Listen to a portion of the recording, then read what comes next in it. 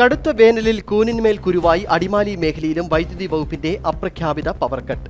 പകൽ കൊടുംചൂടിൽ നട്ടം തിരിയുന്ന ജനങ്ങൾക്ക് രാത്രി കാലങ്ങളിലെയും വൈദ്യുതി മുടക്കം ഇരട്ടി പ്രഹരമാവുകയാണ്. മുന്നറിയിപ്പില്ലാതെ പകലും രാത്രിയും വൈദ്യുതി മുടങ്ങുന്നത് ആളുകളെ വലയ്ക്കുകയാണ്. കടുത്ത വേനലിൽ കൊടും ചൂടുമൂലം നട്ടം തിരിയുന്ന അടിമാലി മേഖലയിലെ ആളുകൾക്കും തിരിച്ചടിയാവുകയാണ് വൈദ്യുതി വകുപ്പിന്റെ അപ്രഖ്യാപിത പവർ കട്ട്. വ്യാപാരികളും സാധാരണക്കാരുമെല്ലാം അടിക്കടി ഉണ്ടാകുന്ന വൈദ്യുതി മുടക്കം മൂലം വലിയ പ്രതിസന്ധിയാണ് അനുഭവിക്കുന്നത്.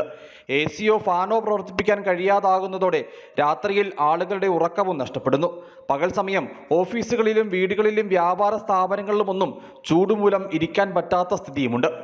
അടിമാലി ടൗണിലും പരിസര പ്രദേശങ്ങളിലും ഉൾപ്പെടെ ഇപ്പോൾ ഈ വൈദ്യുതി മുടക്കം ഒരു സ്ഥിരം പ്രശ്നമായി മാറിയിരിക്കുകയാണ്. ഈ വൈദ്യുതി മുടങ്ങുന്നതോടെ പ്രായമായ ആളുകളുള്ള വീടുകളിലും തീരെ കുഞ്ഞുകുട്ടികളുള്ള വീട്ടിലുമെല്ലാം ഈ ചൂടിന് വലിയ അസഹനീയമായ ഒരു പ്രശ്നമാണ് നിലവിലുള്ളത്. അതുപോലെ തന്നെ കുട്ടികൾക്ക് നിലവിൽ അവധിക്കാലത്ത് വീട്ടിലിരുന്നുള്ള പഠനങ്ങൾ നടത്തുന്ന കുട്ടികൾക്ക് നിലവിൽ പഠനം തുടരാനുള്ള അവസ്ഥ പോലും ഇപ്പോൾ ലഭ്യമാകുന്നില്ല. പകൽ സമയത്ത് വൈദ്യുതി മുടങ്ങുന്നതോടെ ഓഫീസുകളുടെയും ഓൺലൈൻ കേന്ദ്രങ്ങളുടെയും ഒക്കെ പ്രവർത്തനം താളം തെറ്റും.